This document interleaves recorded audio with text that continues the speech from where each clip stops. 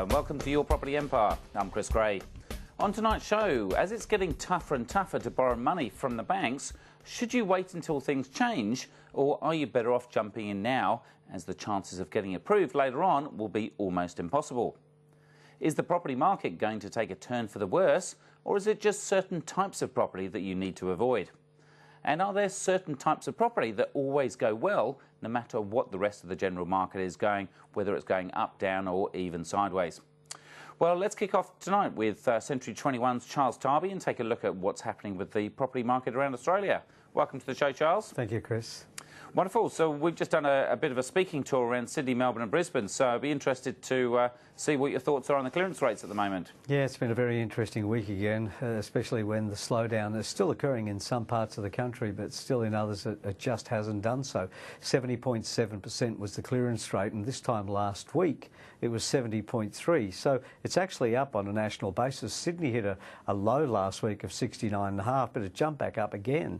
It went up to 71.5% just in the last week, with 1,014 auctions being put up. But the winner again was Melbourne at 73.9%, and in fact they conducted 1,359 auctions. That's how many were registered. All other capital cities had a reasonable time, but nobody broke the 70s like Sydney or Melbourne, whereas last week Canberra did. So it's been a very interesting week. Still not the slowdown, but we're certainly finding it tougher to get people to bid at auctions. So there is a change. It hasn't impacted completely, but it certainly is there. Now, certainly in Sydney today, it's almost like summer with the sunshine out there. Does that mean that there's more homes advertised for sale coming up? Yeah, look, there is, Chris. There have been a few weeks now of increase for a change. We haven't had a great deal of increase, but the auctioneers are saying they've got quite a few more bookings. But the auctioneers don't necessarily give you an indication of what's happening in the rest of the market, because auctions represent a small percentage of the overall sales. But a 0.34% increase in stock this week, and last week it was also an increase. So it's good.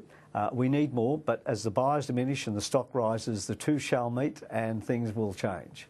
Wonderful. And what's happening to the rent price movements?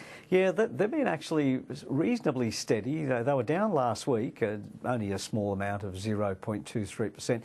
But they're back up again this week at 0.24%.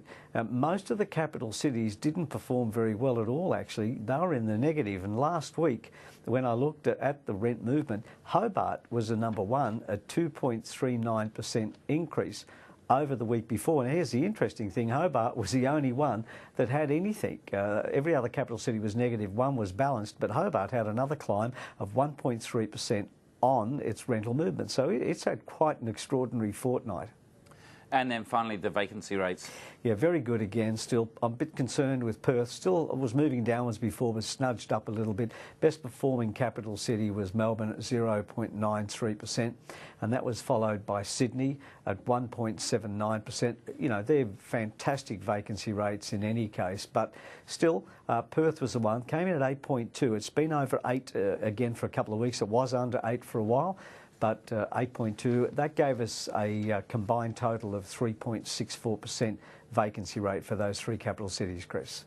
Now, I know over the last year, then you've said quite often, look, it doesn't really matter if it's summer, winter or spring. It's more about the economy and maybe consumer sentiment that really kind of turns the market.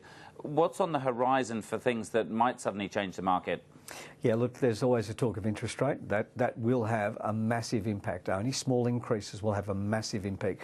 There's a lot of talk out there about the apartment complexes and some of them not completing. That will have a massive impact. The number of buyers coming into the marketplace or leaving, that will have a massive impact, along with the stock rising. So those four things, as you start to watch them, they're going to change the market significantly. Wonderful. Well, thanks for joining us as always, Charles. We'll see you again next week. Thanks, Chris.